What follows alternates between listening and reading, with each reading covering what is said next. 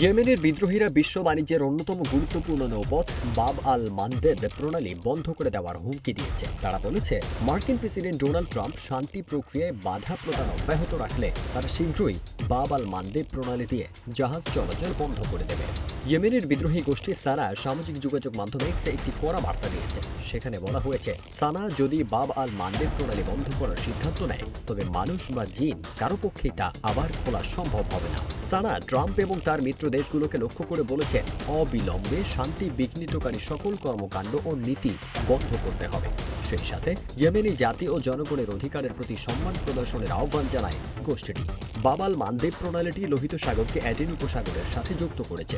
ভৌগোলিক ও অর্থনৈতিকভাবে এর গুরুত্ব অপরিসীম। পারস্য উপসাগর থেকে ইউরোপ এবং এশিয়ায় তেল ও প্রাকৃতিক গ্যাস পরিবহনের জন্য এটি প্রধান রুট।